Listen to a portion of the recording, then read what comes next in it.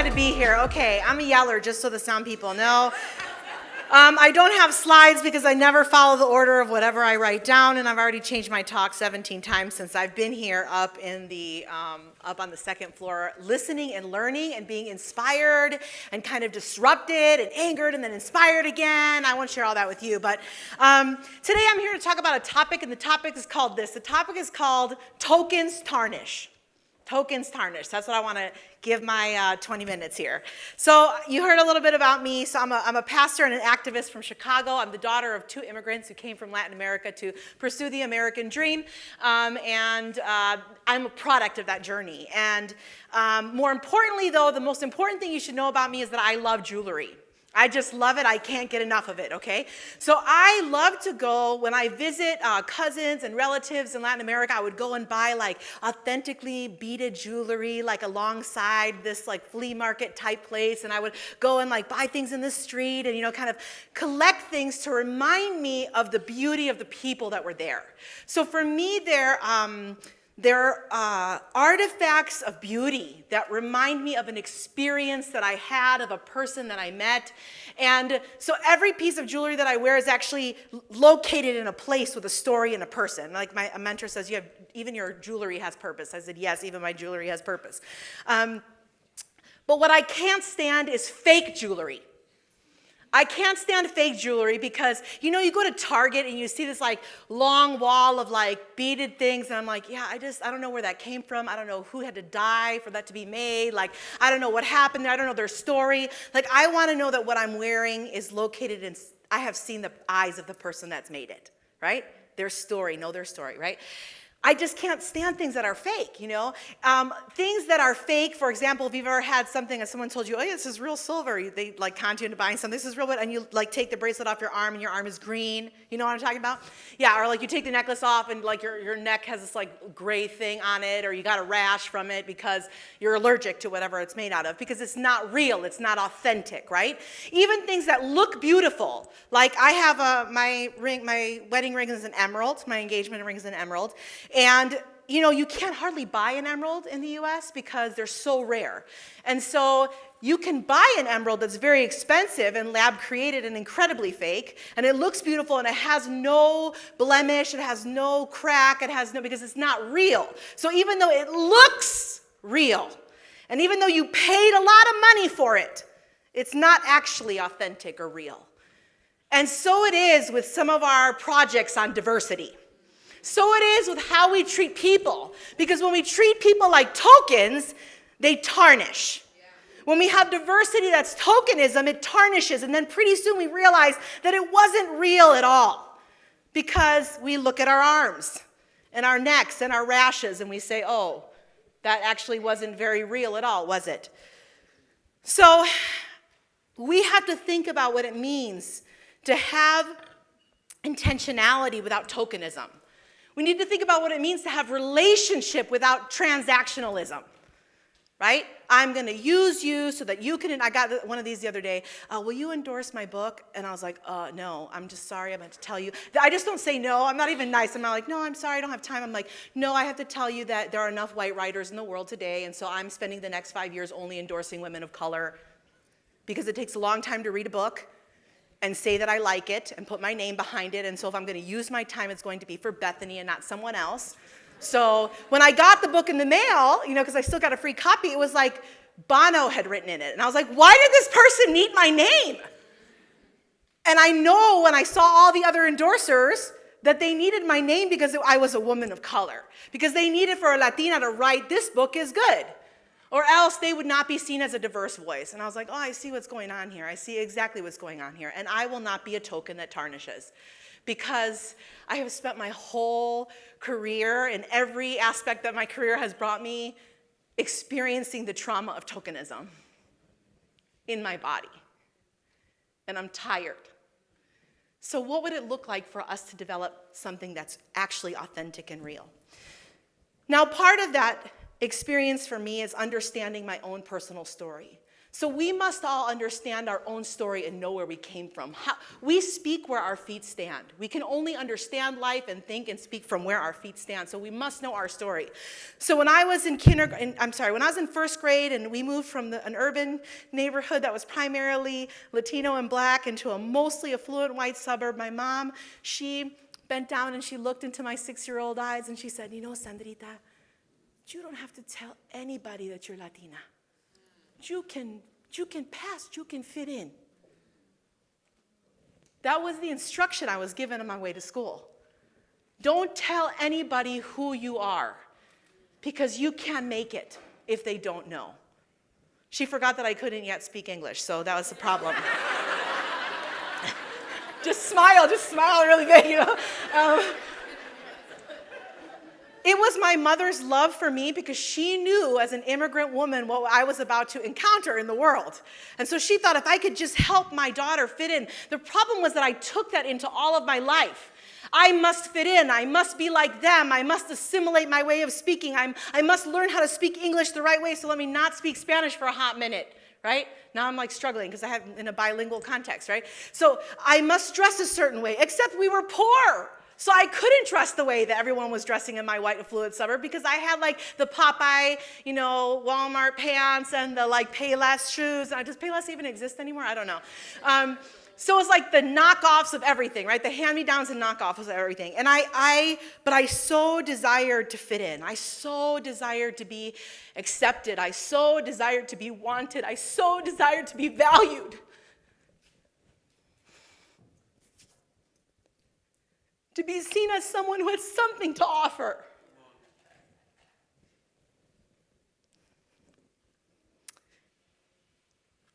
That's for my therapist. Yeah.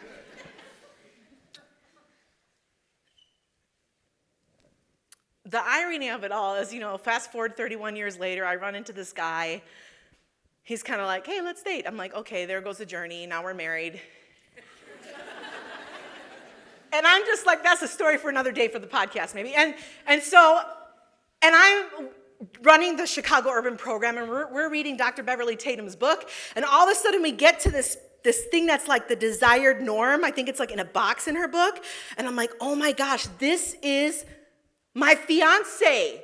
He is the man. He's white, he's thin, he's heterosexual, he's educated, he's wealthy, he's Protestant, he's all these things, you know? I'm married to the man. He's also an IT consultant. He's an STJ on the Myers-Briggs. He's a 1 on the Enneagram. I mean, he's like the literal opposite of everything that I have. He only has 3 feelings, happy, mad, and angry. I have like 72 at one time, you know. He carries a handkerchief just for when I cry when I go places. Right? He gifted me permanent eyeliner for one of my birthdays because I was always crying. So how did this happen? So I'm understanding myself and my own journey, the daughter of immigrants, growing up poor, being removed from this kind of urban environment, diverse environment, into this white, wealthy environment, you know, doing the whole thing in between, which I don't have time to share with you for 31 years or whatever, and then getting to this place and finding out that this is exactly what I'm supposed to be doing. Because I know what it's like to feel alone. I know what it's like to feel tired. I know what it's like to feel exhausted. I know what it's like to feel overlooked. I know what it's like to be in pain and still have to perform. And so who else is going to do the things I'm doing but me with the journey that I have? Understanding the kinds of things that have shaped me. And so each of us has a story. But here's the difference. Sorry, guys, let me try to fix this. My jewelry is attacking my microphone.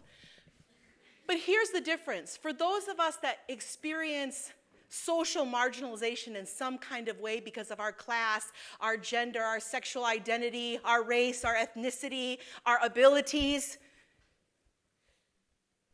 those of us that experience that, we're not talking about diversity out there.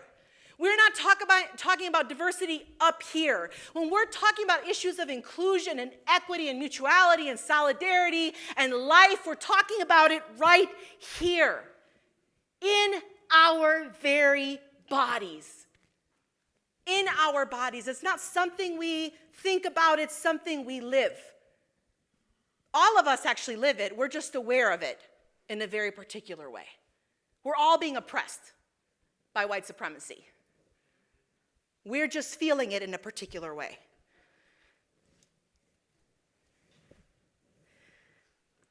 For those of us that have this experience, like myself as a Latina with my racial and ethnic history, we are both colonizer and colonized.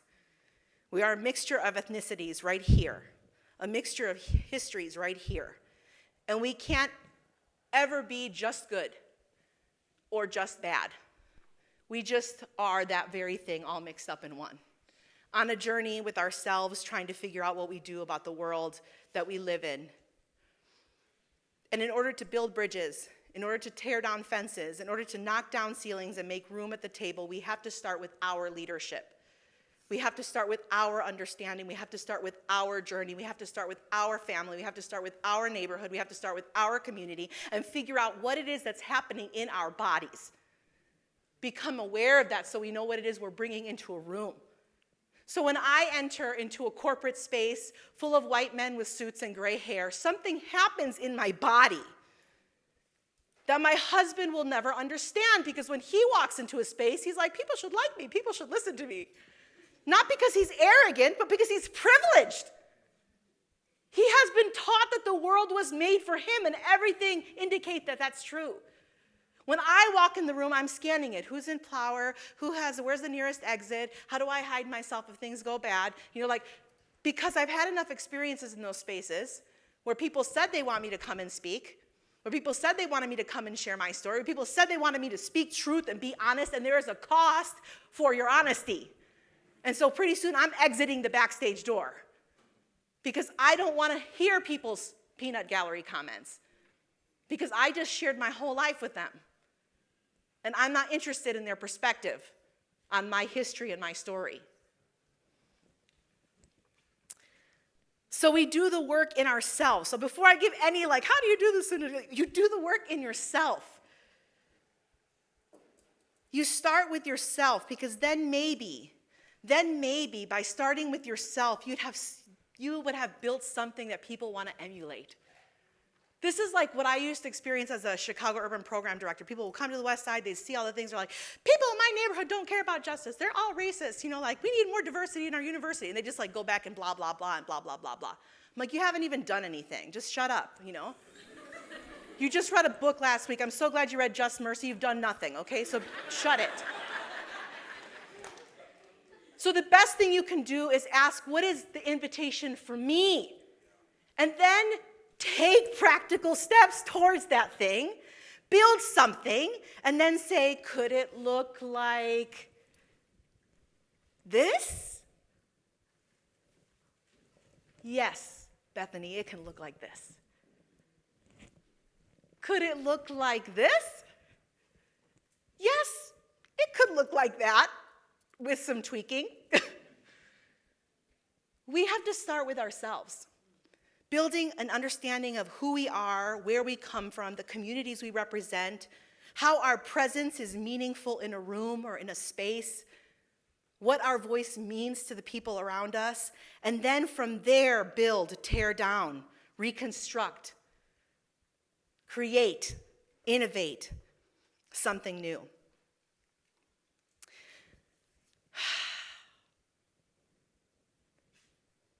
I want you to repeat after me. Disruption is a catalyst. But you really mean it, though. Disruption is a catalyst. Okay, good, because we're about to be disrupted. All right. I want to talk about two specific things on our way to understanding that tokens tarnish. I want to talk about the issue of solidarity. And I know we've been using words like diversity, DEI, but I'm going to stray away from those words for a minute because you've already heard them enough times today. I want to talk about two concepts. One is solidarity, and the other concept is mutuality. Solidarity says, I'm with you. Beyond you're welcome into the space, hey, come and occupy a chair, hey, be one of the little images on my website, beyond diversity and you're welcome here is this concept of solidarity that says, I'm with you. And solidarity, therefore, must be felt. It must be practiced. It must be action. But solidarity requires nuance for our conversations in 2020. So Bethany had told me, you told me this is not a 101 kind of introductory thing on diversity, equity, and inclusion, so I'm going to the next level. Let's talk about the kinds of nuances we have in our conversations for this conversation in 2020. And I want to speak for a moment to those of us that find ourselves in communities of color. Because as communities of color, we have been taught to understand our identity and place in the world in contrast to white people. So the conversation happens like this: black, white, black, white, black, white, black, white. Now let's turn. Asian, white, Asian, white, Asian, white. Latino, white, Latino, white, Latino, white. Okay, native, white, native. And we don't even know how to interact with one another because our only orientation is with white people at the center like the sun and the rest of us revolving around them. Right? We need to understand that in order to move forward, we move forward together, because having this type of orientation does not advance the cause of equity without solidarity with one another. The types of solidarity that we know and understand our distinctive journeys, our experiences, and our distinctive cultures. Because cultural values and norms that we grow up with and that we share are not the same across communities of color, even if we share the same color skin. You could have an Afro-Colombian who doesn't have the same culture at all as a Nigerian, who doesn't have the same culture at all as an African-American from the South. Not at all. And so the only thing we do is talk about our racial experiences because they're so lived and real in our racialized society where race matters for our experiences and opportunities. But we don't talk about our cultural values. So therefore, we stunt ourselves. Because for this Colombian Argentine Latina from the west side of Chicago, I'm not talking about incremental, subtle change over a long period of time. I'm talking about turning over a table tomorrow. I'm talking about knocking down someone's office door and saying enough is enough. Right? Che Guevara and all that kind of stuff, you know. That's what my dad taught me. He said, revolución. That's how you make change. Right? So some of our communities have, especially the African American community in the US, when you look at the force of change for racial justice, African Americans have been at the tip of that spear. And they are the ones who have endured the hardship of being the first in the door to knock that thing down while the rest of us, people of color, come in after them. We don't want to be like that. Our culture doesn't inform it that way. But if we don't honor that that's the history, that that's the reality, then we don't understand how hard it is when we have to say to our brothers and sisters, let's just do some change slowly over time. I do understand that concept because I do work with corporate partners. Then I work with consulting firms in Chicago that want to make subtle change over time. But I also know what it's like to be in an academic institution as a Latina and feel like I can't do change over time. I need it yesterday because I am crying on my way home every day for 45 minutes at the amount of microaggressions that I'm experiencing in this space. I can't make it another week. I'm sorry. So I'm going to sit down with my Korean statesman mentor in the institution and say, I understand that this works for you as a man. I understand that this works for you in your cultural values. I understand that this works for you as an academic, but I'm an activist, not an academic. And I'm a woman in this institution, not a man. And I'm a Latina and I'm Argentine. I'm asking you to do something now. Do it now. And that helps us. Why? Because he can feel my fire. Can you guys feel my fire? Because He's like sitting in his desk like that. Like my brother said, you bring the urgency into the room. Not because you're manufacturing something, but that's really what you're feeling inside. And you need somebody else to be with you in solidarity, to feel what you feel, to know what you know, to act how you want them to act. And then in partnership, we can each do our role because everyone does it differently. On the other extreme, I've been in rooms where people have said, we just need, I don't think that Asian Americans have a role in justice. I'm like, oh, I don't know who you're talking about. Like, all my alumni are just killing it out there in the issue of justice and diversity. They don't have a role in it because they don't speak up. I'm like, I'm just listening in the van to 10 African Americans tell me that Asian Americans have no role in justice. I'm not either, so I'm just sitting there listening like, oh, okay. So I'm like, well, what is this problem that we're having? What is this question that we're asking? It's because they don't speak up. Okay, well, you know that the proverb that comes from their community is that the nail that sticks up. What happens to the nail that sticks up? It gets hammered down. In the US, in Western cultures, we have the squeaky wheel, right? So it's not just a racial experience, it's also a cultural value. That would be true for many Africans that come from the continent into our experience, and they're like, who are these Americans? Because they don't come from a direct confrontational culture. It's a subtlety, nuance, indirectness that changes things, right? And so we can't expect people to be someone they're not. We need to say, I bless you in your experience. I bless you in your culture. I bless you. I need you to know how I feel. I'm going to pour out my fire in your office. And then I'm going to say, I need you to feel that fire. Now you do your part and you do mine, but know that I'm really being patient here.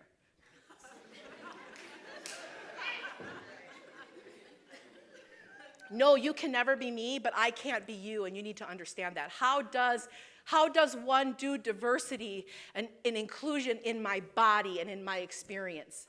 Because I can't do it like you. I can only do it like me. So if we want to be in solidarity with one another across generations, oh my gosh, I don't even have time for that, across generations when we're talking about diversity, inclusion, justice, and all the things, we need to be able to understand that we're listening to one another and work together instead of assuming that there's just a one way of doing things. To stand in solidarity means we lean in and we learn. Someone said that earlier. We lean in and we learn. So when I was running the Chicago Urban Program, I said, listen, I have absolutely no idea what it's like for Asian Americans to be in this conversation. I don't know because I'm not one. So I convened a table. Long story short, we had 3 days together.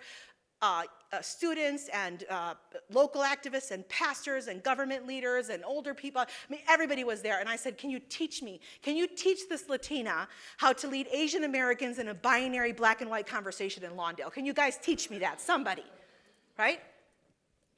I don't know what I'm doing. I'm on a journey. I only know the Latina white thing. That's what I've been taught my whole life. Now I'm trying to figure out the rest of it, So we must act in solidarity and advocate for the whole, so that we can move together, so that we can advocate together as it relates to the layers of issues of ethnicity, race, class, ableism in each of our communities as we're talking about education, immigration, mass incarceration, all the things, how to build a corporation and an organization that is doing good and not just making money. It means we have to listen and read and practice curiosity with one another. Okay, skip those stories. All right. As a woman, in some of these conversations, it's been very interesting. So I went to go visit my alma mater for grad school, and they asked me to come and speak on something. And I was there, and I went into the bathroom, and I heard this noise.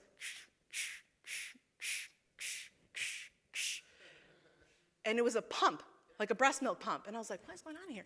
So it was like a new building, whole new building, millions and billions of dollars. And I went there, and I saw the thing plugged in. I'm a mother of 2 5-year-olds. So I saw the thing plugged in, and I was like, you gotta be kidding.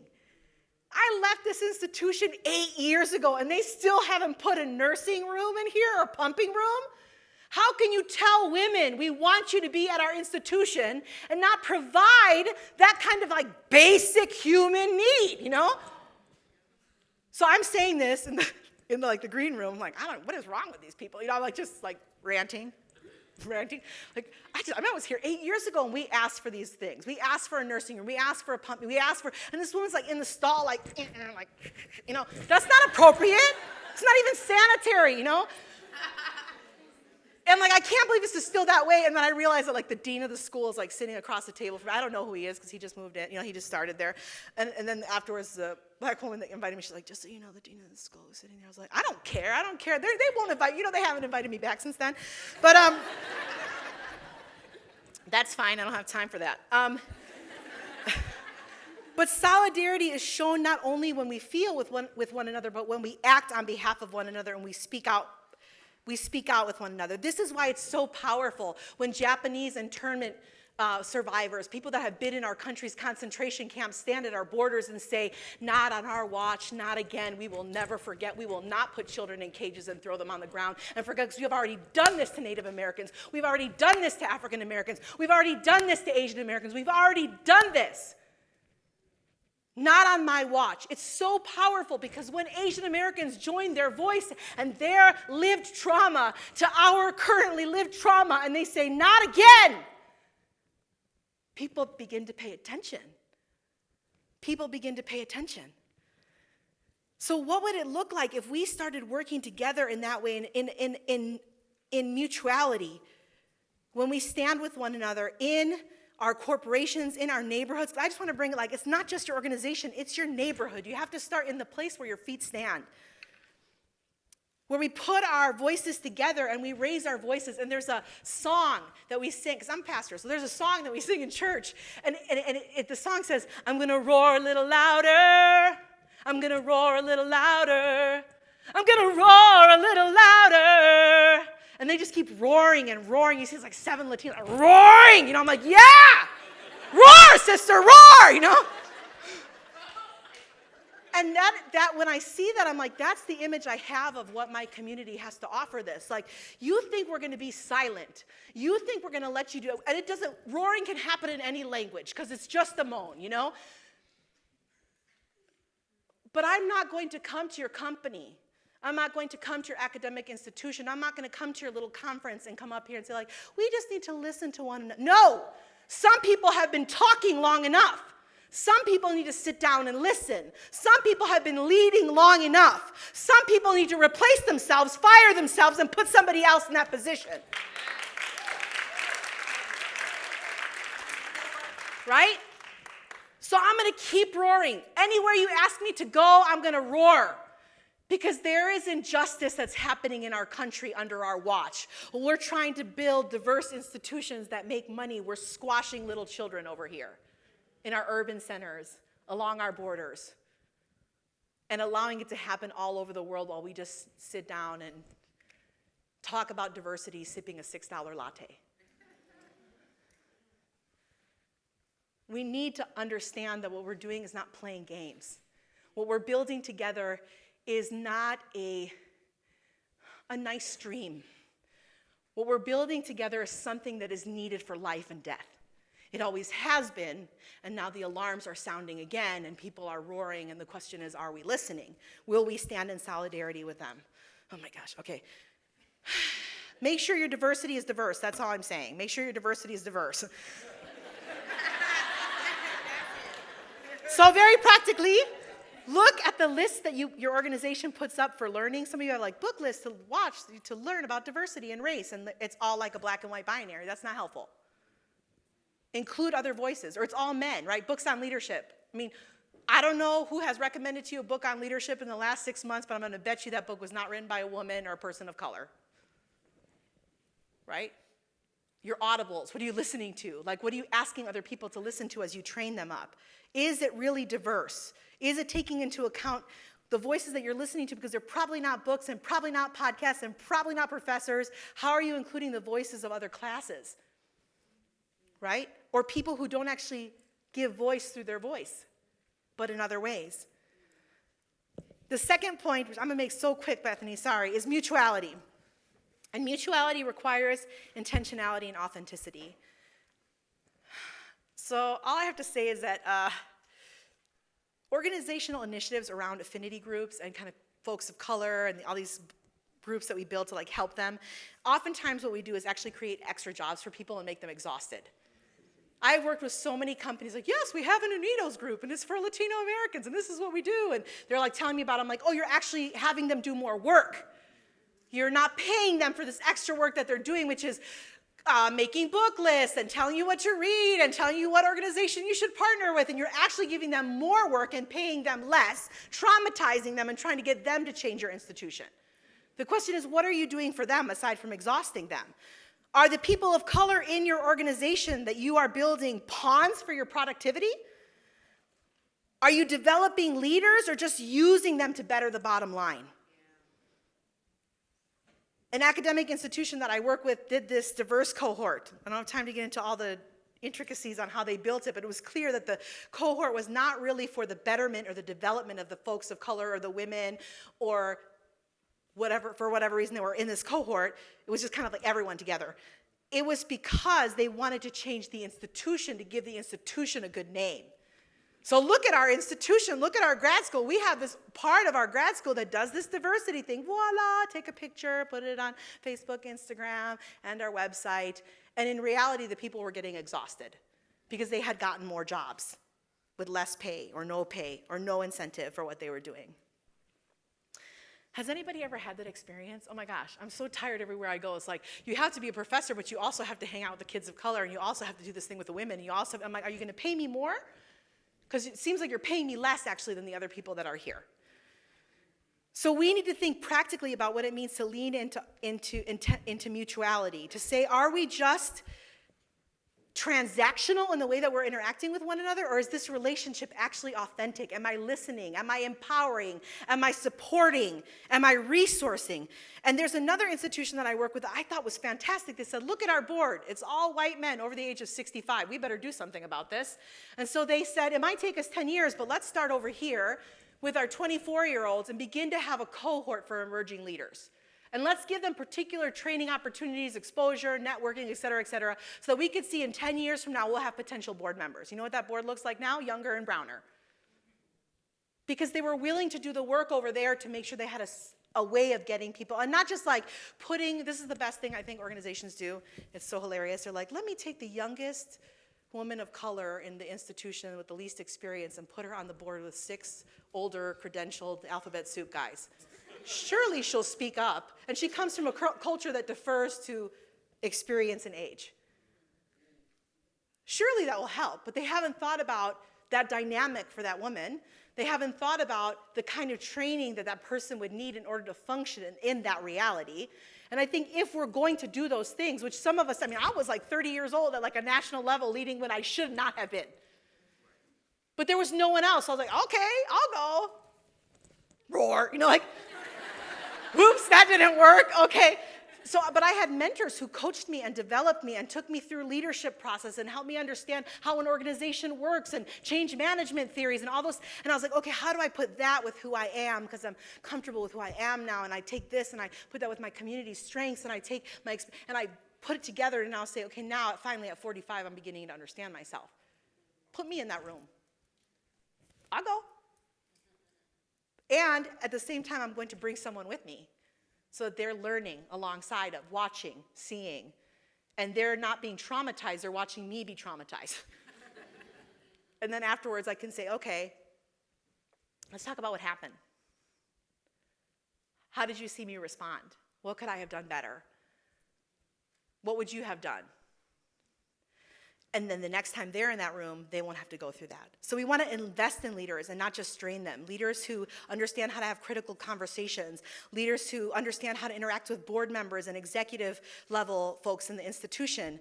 And then the last thing I want to say about mutuality is that you want to pay them well. So turn to somebody else and say, pay them well. Okay, I go to a conference, and they're like, hey, Sandra, we'd like to, I know probably those of us that do keynote speaking, we want you to come and do a keynote on XYZ. I said, awesome, how much are you paying the white man? Well, we're paying him $4,000. Awesome, you're paying me $8,000. Because somebody has to pay my therapist, my essential oils, my chiropractor, my massage, has to take my husband and I on a date after this thing happens, because for 2 weeks, I'm still processing that trauma. Because you had me stand up there and speak my truth, and it may have been rejected by thousands of people, and now I'm standing with my silly little 6-year-old self, listening to my mom say, you can fit in. And it takes me right back to 6-year-old Sandrita. Not only am I as credentialed and as experienced as that man, but I'm going to experience and not only do I have fantastic and unique and distinct ideas that this person would never think of because they didn't grow up in the spaces and they don't pastor the people and they don't neighbor the people that I neighbor and pastor. But on top of all of that, I'm going to have to be traumatized for your learning. As our brother said, it's my pain that is your classroom. So you're going to pay me for that. And then I'm going to take that money, I'm going to invest it over here in this woman who's trying to do her thing, right? So we need to practice mutuality. We need to understand that the people that we invite into our organizations, that we invite into our community institutions, that we're working with, they have something distinct to offer, and we want to honor that. Not just exhaust them, but honor them with the spaces that you create. Honor them with the investment that you make in them. Honor them in the way that you pay them and listen to them and understand them as content experts. There are women in my community that have never stepped foot outside of my community. There are women in my community who have never read a book because they don't read, and they are content experts in all of the things I do. And when I invite them to consult with me, I pay them. And when I invite them to tell me their story, tell me your story for free, I pay them. And when I invite them to come to spaces, I say, I want to honor you for your time and your expertise because you know best. And yet, what are we doing? We've started, many of us, organizations or nonprofits that help communities like mine, that are aimed at doing good for those who are economically and socially underinvested, as my sister said. And we've accidentally started those nonprofits by ourselves. We've accidentally started those nonprofits without people from the community on our boards or in charge. And I want to say what I said earlier. Fire yourself. I'm not kidding. Replace yourself. Because Mutuality says to the people that we're trying to do good for, you have the answer to your own problem. You are the leader in your own community. And if you feel like your passion is to lead on that issue, great, lead. If you feel like your passion is to invest in that issue, great, invest. But to lead doesn't mean that you have to be the leader. Just because you were the founder of something does not mean it still has to stay in your grasp. So my challenge to some of us is that in order to practice mutuality, you have to let go. Have a 5-year plan to replace yourself. If you look at your board and it doesn't represent the very people you're trying to stand up for or create good for, then have a 5-year plan to fire all of them too. You can have partners, you can have colleagues, you can have investors, you can have champions, but they don't have to be making the decisions. So it's not only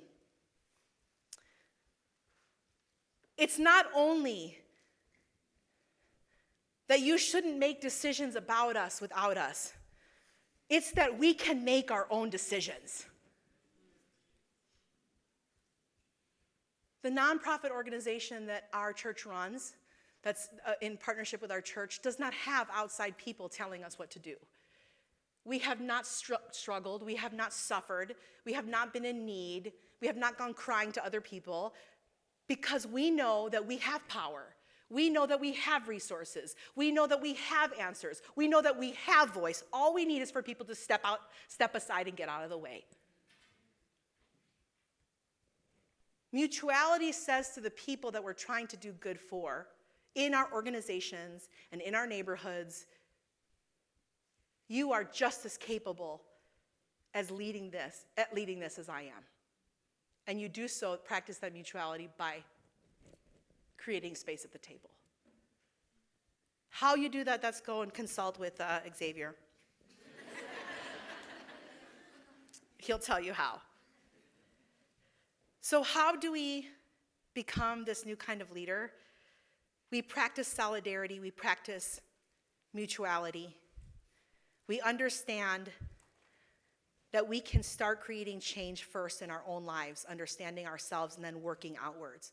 We pay attention to who we're allowing to influence us, to what we're reading, to what we're listening to who we create around us as the experts. And then we make changes in that. You know, let me end by saying this. A couple of years ago, I won't tell the year, I kind of looked up at what was happening in our country, especially as someone who's connected to the church.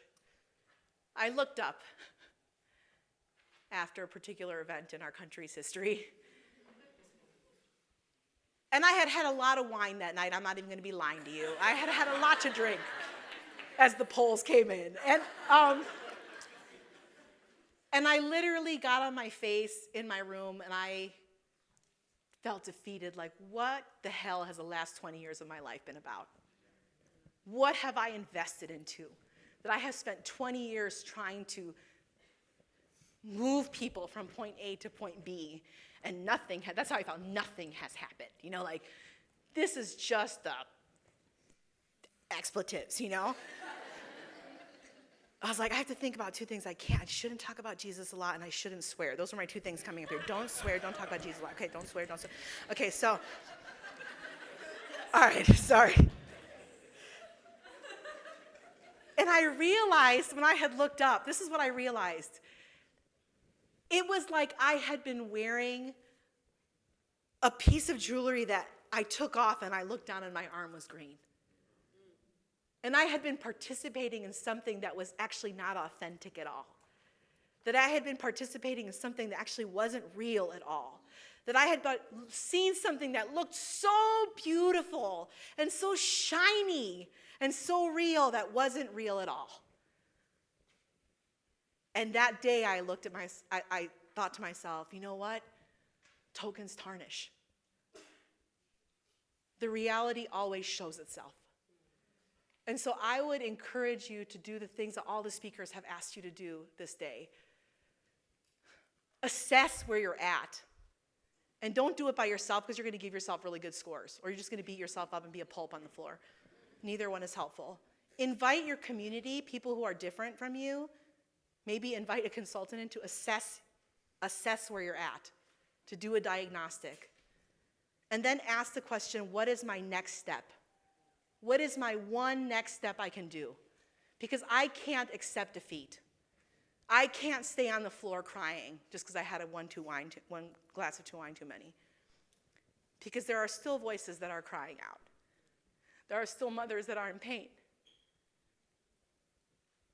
There are still systems of evil at work and institutions of evil at work in our world. And there are more and more millions of people being displaced all over around the world every day because of our greed, because of our narcissism, and because of our power that we have in this country. I cannot afford to stay on the floor in a pile of ugly cry. I must stand up and roar. So what will my next step be? So I just want to leave you guys with that. What is your one next step? One thing. And believe that that one thing will bring a little bit of hope to each of us. Thank you.